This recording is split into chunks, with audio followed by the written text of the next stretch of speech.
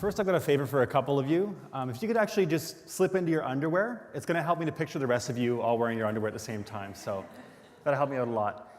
Who has a dog?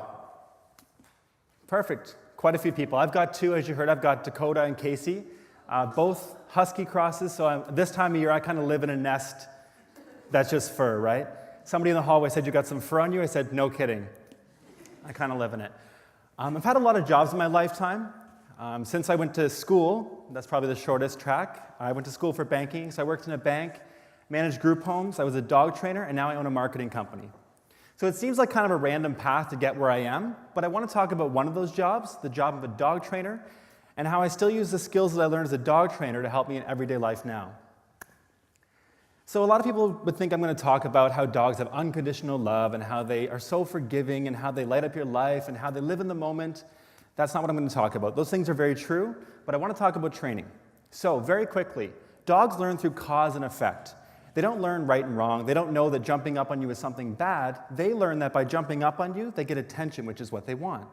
Most people will go like this, and they'll say, "Off." They'll yell at them to get down. They'll touch them. They'll look at them. All of those things are rewarding the dog. Every time you do that, the dog is learning, when I jump up, I get attention. So to stop them from getting attention, stop them from jumping up on you, you've got to do the opposite. So when they jump up on you, you've got to turn your back so they fall to the ground. When they have all four paws on the floor, they're sitting, they're laying down, whatever, then you can pet them.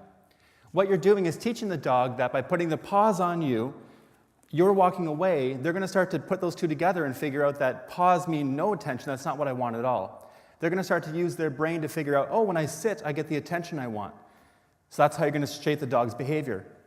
A good example of this now, as a person owning their own business, is email. Who gets email here? Quite a few people, right? Do you ever have that kind of client that emails you on a Saturday night, say at like 11:30, and they want you to answer you within like 2 minutes?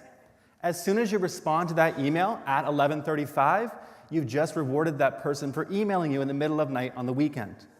To stop that behavior, you've got to wait till Monday morning, better yet, Monday afternoon, to let them know that that's not the way you want to be treated. The second lesson I learned from teaching dogs is change and how we deal with change and how change is hard. A lot of times you're going to hear that, teaching an old dog new tricks is impossible. And that's not actually true. It's just a lot harder because just like you and I, we become accustomed to routines. We do things over and over again. They become a lot more ingrained into us and a lot harder to change. When I talk about changing behavioral patterns in dogs, just like from them jumping up to then sitting on the ground, we're putting them through a change.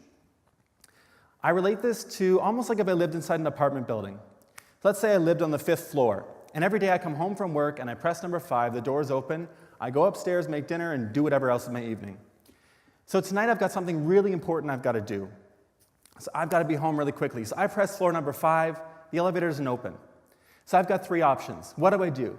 Do I A, say, oh, whatever, I didn't want to go home anyway? Do I say B, run towards the stairs and take them up and say, I'm so glad I got the exercise, that was fantastic?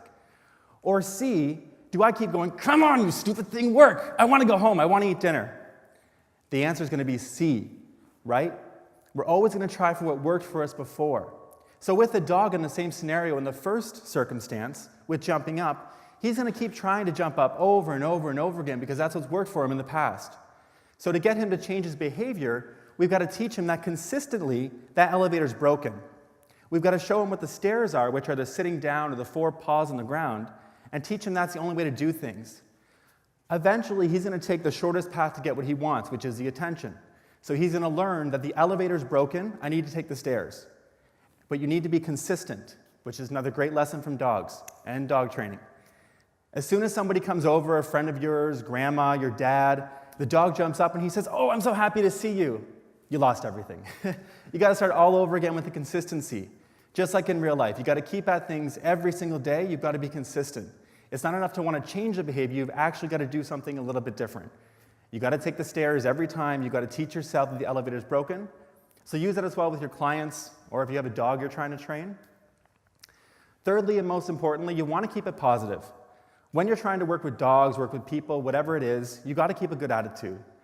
Dogs respond well to that encouragement. And I notice myself more when I'm working with dogs than I do with people. I remind them of the good things they're doing as we move along. As they're starting to sit right, as they're starting to do things I like, I say, yes, good boy. And I get excited for them. I might even give them a treat. So keep that in mind when you're working with people, trying to change behavior, trying to motivate them. Keep it positive. Keep consistent. And remember that change isn't easy for everybody. So thank you very much.